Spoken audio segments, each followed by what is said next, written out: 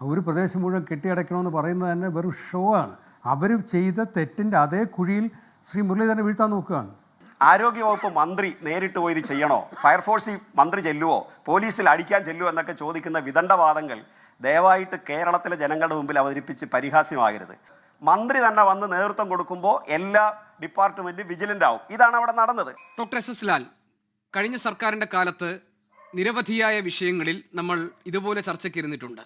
അന്ന് ആരോഗ്യവകുപ്പ് കൈകാര്യം ചെയ്യുന്ന രീതിയിലെ പിഴവുകളെ സംബന്ധിച്ചും കെടുകാര്യസ്ഥതയെക്കുറിച്ചും വീഴ്ചകളെക്കുറിച്ചുമൊക്കെ താങ്കൾ ചൂണ്ടിക്കാണിച്ചിട്ടുമുണ്ട്. നിഷ്പക്ഷനായി ഈ വിഷയങ്ങളെ സമീപിക്കുന്ന ഒരാൾ എന്ന നിലയിലാണ് ഞാൻ താങ്കൾ ഈ ചർച്ചയിൽ പരിഗണിക്കുന്നത്. ഡോക്ടർ എസ് എസ് ലാൽ, നമുക്കറിയാം ആരോഗ്യവകുപ്പിൻ്റെ ഏറ്റവും പ്രധാനപ്പെട്ട ചുമതല എന്ന് പറയുന്നത് ആരോഗ്യരംഗം നിയന്ത്രിക്കുക, അല്ലെങ്കിൽ പൊതുജനാരോഗ്യ സേവനം ഉറപ്പാക്കുക, പകർച്ചവ്യാധി പ്രതിരോധം, ചികിത്സ, ജീവിതശൈലി രോഗ നിയന്ത്രണം, ദുരന്ത നിവാരണം, ഇതൊക്കെയാണ് ആരോഗ്യവകുപ്പിൻ്റെ പ്രധാനപ്പെട്ട ചുമതലകളും ഉത്തരവാദിത്തങ്ങളും. നിപ്പ എന്നത് നമ്മുടെ മുന്നിൽ വലിയ ആശങ്കയായി നിൽക്കുന്നു. അതിനെ കൈകാര്യം ചെയ്ത രീതിയിൽ പിഴവുകളുണ്ടായി എന്നാണ് പ്രതിപക്ഷത്തിൻ്റെ പ്രധാനപ്പെട്ട ആരോപണം. അതിനിടയിൽ പകർച്ചവ്യാധികൾ വ്യാപിക്കുന്ന ഈ ഘട്ടത്തിൽ DHSനെ മാറ്റിയത് വീണ്ടും അടുത്ത തെറ്റായ നീക്കമായി എന്ന വിമർശനം ഉയരുന്നു. ഇതെല്ലാം ശരിയല്ലേ ഡോക്ടർ എസ് എസ് ലാൽ? താങ്കൾ അതിനോട് യോജിക്കുമോ? ഇത് ഇപ്പോൾ പറഞ്ഞത് ശരിയല്ല. അത് ഞാൻ മുൻപ് കഴിഞ്ഞ സർക്കാർ ഇരുന്നപ്പോൾ പറഞ്ഞ കാര്യങ്ങൾ തന്നെ ആവർത്തിക്കുകയാണ്. ഇപ്പോൾ ശ്രീ റിയാസ് ഉള്ളപ്പോൾ എനിക്കിത് പറയണമെന്നുണ്ടായിരുന്നു. ഇത് ഇന്നലെ അദ്ദേഹം കണ്ടെയ്ൻമെൻറ്റ് സോണിനെ പറ്റിയൊക്കെ പറഞ്ഞു. ഒരു കേസ് ഇപ്പോൾ വരുമ്പോഴത്തേക്കൊന്നും കണ്ടെയ്ൻമെൻറ്റ് സോൺ ആലോചിക്കേണ്ട കാര്യമില്ല. ഒന്നിലധികം കേസ് ഉണ്ടെങ്കിൽ പോലും ഇല്ല. അത് അനാവശ്യമായ ഭീതി ഉണ്ടാക്കലും മനുഷ്യരുടെ അവകാശങ്ങൾ ലംഘിക്കലുമാണ്. അങ്ങനെ പടരുന്ന രോഗമല്ലത്. ഇത് രോഗത്തിൻ്റെ അവസാന ഘട്ടങ്ങളാണിത് കൂടുതൽ പകരുന്നത്. അപ്പോൾ കൂട്ടിരിപ്പുകാർക്കും ബന്ധുക്കൾക്കും ആശുപത്രി ജീവനക്കാർക്കുമാണ് ഇത് വരുന്നത്. ഒരു പ്രദേശം മുഴുവൻ കെട്ടിയടയ്ക്കണമെന്ന് പറയുന്നത് തന്നെ വെറും ഷോ ആണ്. ഞാൻ ആരോഗ്യ രംഗത്ത് പ്രവർത്തിച്ച ആളാണ്. ഞാനീ പറയുന്ന വ്യക്തിപരമായ അഭിപ്രായമല്ല. നേരത്തെ റിയാസിനോട് എനിക്ക് പറയണമെന്നുണ്ടായിരുന്നു. ഇതിനകത്ത് LDF സ്റ്റാൻഡ് UDF സ്റ്റാൻഡ് ഒന്നുമില്ല. ഇതിന് ആഗോള നിലവാരത്തിലുള്ള WHO സ്റ്റാൻഡേർഡ്സാണുള്ളത്, ICMR സ്റ്റാൻഡേർഡ്സാണുള്ളത്. ആ ഒറ്റക്കാരണം കൊണ്ട് തന്നെ മന്ത്രി പോയി അവിടെ നിൽക്കരുത്. ഞാൻ കഴിഞ്ഞ പ്രാവശ്യം മന്ത്രി പോയി ICU കയറിയതിന് ഞാൻ വിമർശിച്ച ആളാണ്. മന്ത്രിക്ക് അസുഖം വരില്ലേ? മന്ത്രി പോകേണ്ടത് നേരത്തെ ഇപ്പോൾ ജിൻഡോ പറഞ്ഞു കഴിഞ്ഞു. മന്ത്രി കേരളത്തിലെ എല്ലാ പ്രശ്നങ്ങളും നിയന്ത്രിക്കേണ്ട ആളാണ്. ലാത്തി ചാർജ് വരുമ്പോൾ DGP ആഭ്യന്തരമന്ത്രിയാണോ പോണത്? ലാത്തി ചാർജിന് തീ അണയ്ക്കാനായിട്ട് ഫയർഫോഴ്സിൻ്റെ മന്ത്രിയാണോ പോണത്? ഇത് ഉദ്യോഗസ്ഥരെ കൊണ്ട് ചെയ്യിക്കാതാക്കി. എനിക്ക് വളരെ വേദനയോടെ പറയുകയാണ്. ഞാൻ കഴിഞ്ഞ പ്രാവശ്യം തീർത്തിരുന്നതാണ്. അതേ സാധനങ്ങൾ ആ ചെയ്ത തെറ്റുകളെ ന്യായീകരിക്കാൻ വേണ്ടിയാണ് ഇപ്പോൾ അതൊക്കെ ചെയ്യണമെന്ന് പറയുന്നത്. ഇവിടെ സിനിമ വരെ എടുത്തു. സിനിമ തന്നെ ഒരു വലിയ അബദ്ധമാണ്. അത് പോട്ടെന്ന് വിചാരിക്കാം. അവർ നിപ്പയെ പറ്റി സിനിമ എടുത്തതെല്ലാം അശാസ്ത്രീയമാണ്. പക്ഷെ അങ്ങനെയല്ല ഒരു ആരോഗ്യവകുപ്പ് നടക്കേണ്ടത്. ആരോഗ്യവകുപ്പ് നടക്കേണ്ട ആരോഗ്യ പ്രവർത്തകരാണ്. DHS ട്രാൻസ്ഫർ ആവും, DHS മരിച്ചു പോവും, ആരോഗ്യവകുപ്പ് പോവില്ലേ? ആരോഗ്യ രംഗത്ത് ഏറ്റവും താഴെയുള്ള 5000 ജനസംഖ്യയ്ക്ക് 2 ആരോഗ്യ പ്രവർത്തകരുള്ള സംസ്ഥാനമാണിത്.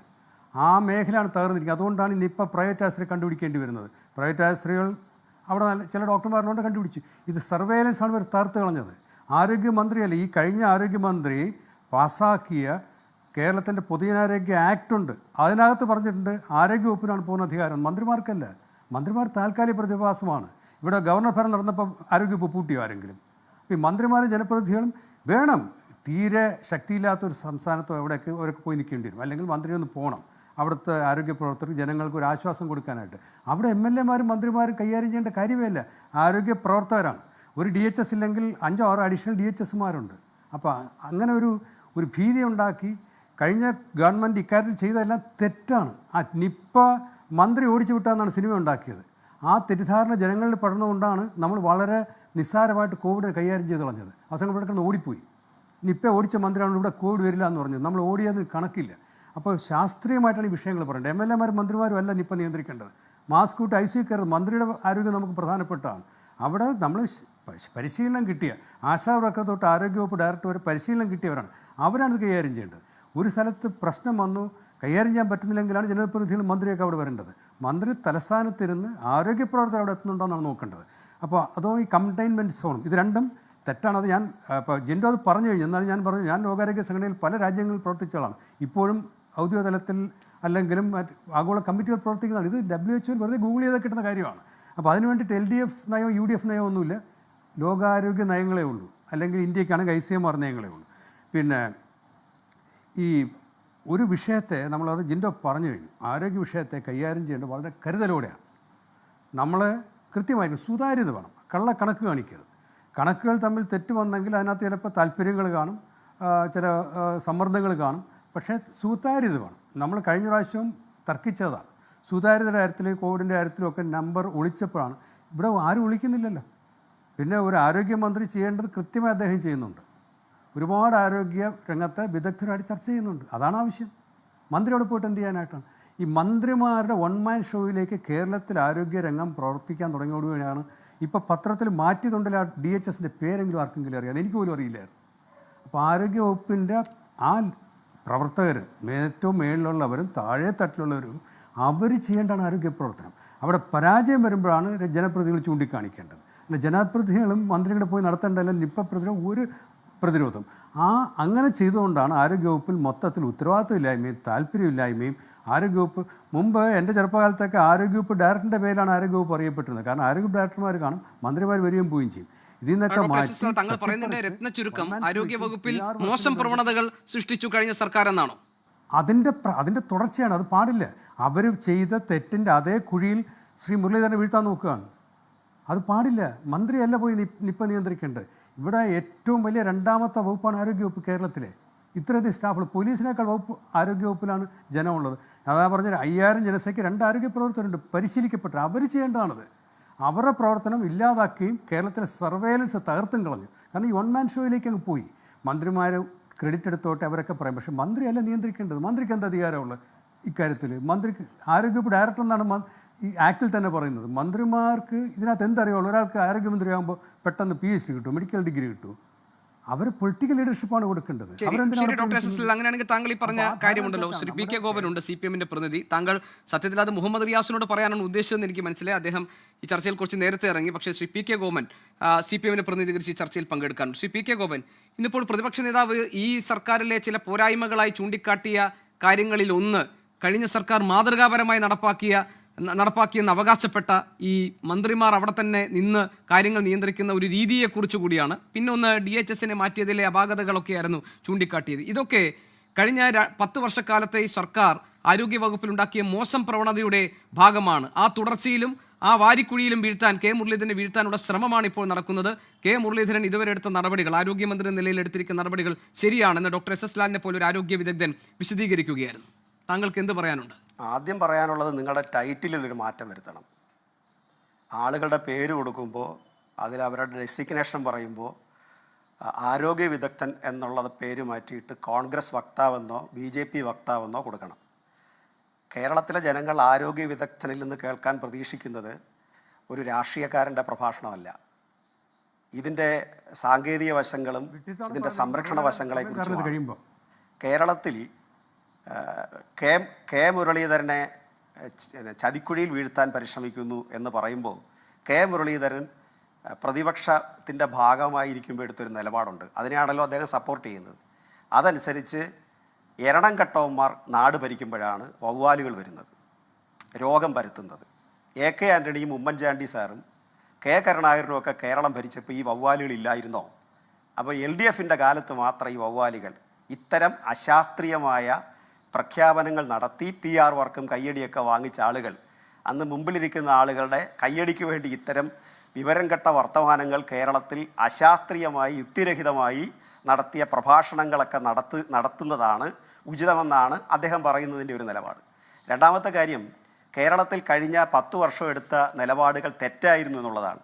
അദ്ദേഹത്തിൻ്റെ അത്രയും വൈദഗ്ധ്യമില്ലാത്തതുകൊണ്ട് UN ഡിപ്പാർട്ട്മെൻറ്റ്, അതായത് ഐക്യരാഷ്ട്രസഭയുടെ ആരോഗ്യ വിഭാഗം 2020 അതിന് നേതൃത്വം കൊടുത്ത ഒരു അവികസിത രാജ്യത്ത് ഒരു സ്റ്റേറ്റ് എങ്ങനെയാണ് ഇത്തരം മാരകമായ രോഗത്തെ കൈകാര്യം ചെയ്തത് എന്നറിയാനുള്ള കൗതുകവും താല്പര്യവും വിജ്ഞാനദാഹവും ഒക്കെ കൊണ്ട് അത് മറ്റ് സാധാരണ മനുഷ്യർ താമസിക്കുന്ന രാജ്യങ്ങളിലെ ഭരണാധികാരികളിൽ വളരെ സവിശേഷമായ ഒരു പങ്ക് ഇവിടെ വഹിച്ചതുകൊണ്ട് ശ്രീമതി ശൈലജ ടീച്ചറെ 2020 പ്രത്യേക സ്പീക്കറായിട്ട് ഐക്യരാഷ്ട്ര സമിതിയിൽ വിളിക്കുകയുണ്ടായി. അത് പിന്നെ എന്തായാലും നമ്മുടെ വിദഗ്ധൻ ഇതറിഞ്ഞിരുന്നെങ്കിൽ തടസ്സപ്പെടുത്തുമായിരുന്നു.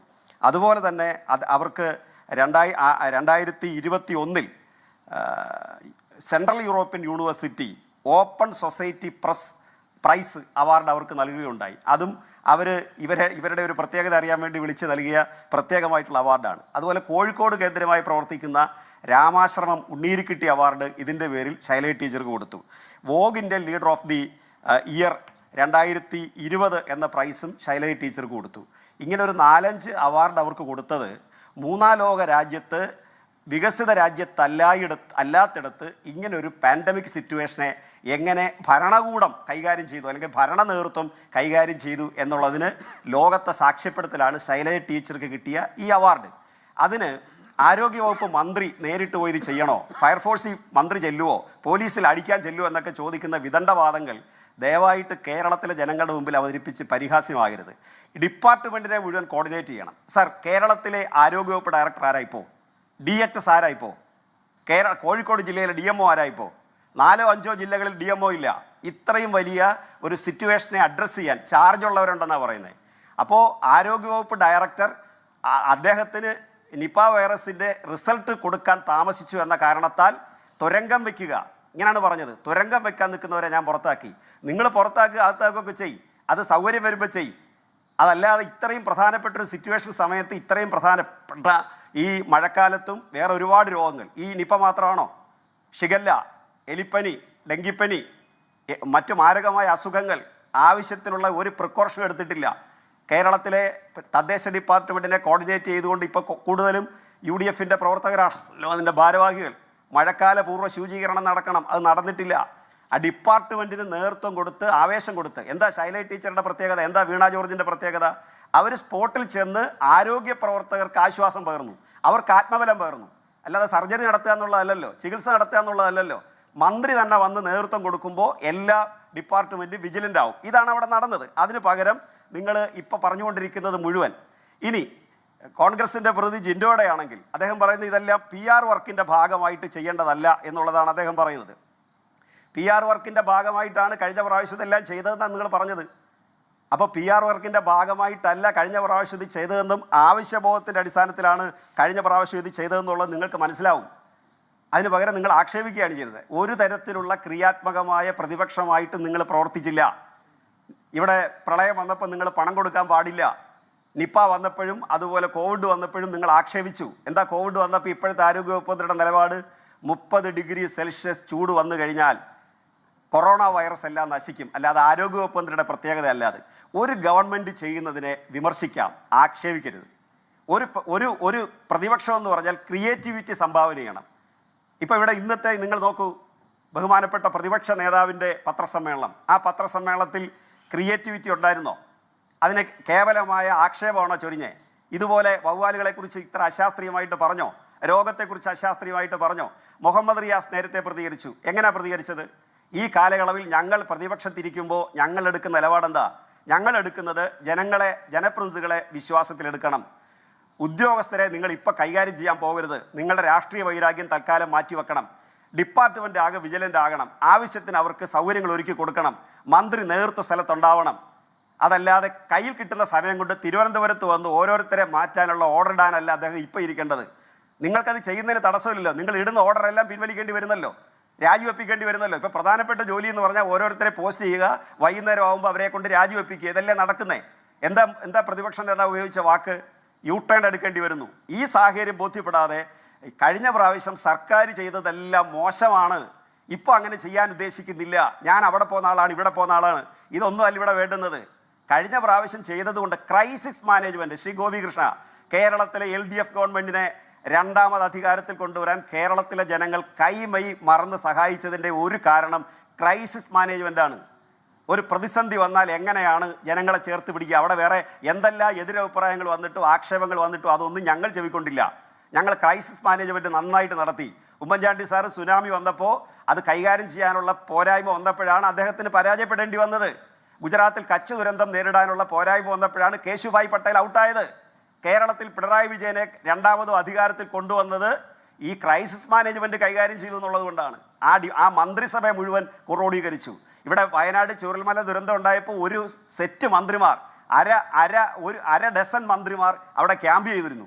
അവിടെ ചെന്നിട്ട് ഇദ്ദേഹത്തിൻ്റെ ലാൽ സാറിൻ്റെ വാചകം കേട്ട് കഴിഞ്ഞാൽ JCB മന്ത്രിയാണോ വർക്ക് ചെയ്യിക്കുന്നതെന്ന് ചോദിക്കും. അതല്ലെങ്കിൽ അവിടുത്തെ മണ്ണ് മാറ്റുന്ന മന്ത്രിയാണോ എന്നൊക്കെ ചോദിച്ചുകൾ. അത്രയും നല്ല കട്ടി ചോദ്യം അദ്ദേഹം ചോദിച്ചുകളെ വൈകുന്നേരം വന്നിരുന്നു. അവിടെ മന്ത്രിമാർ ചെന്നിരുന്ന് അവരും തലയിൽ തൊപ്പിയും വെച്ച് ഓവർകോട്ട് വിട്ട് അല്ലെങ്കിൽ ഇതൊന്നും ഇല്ലാതെ മഴ നനഞ്ഞുകൊണ്ട് അവരവിടെ നിൽക്കുകയായിരുന്നു. ഇപ്പോഴും ആ സ്പോട്ടിൽ ചെന്നാൽ ജനങ്ങൾ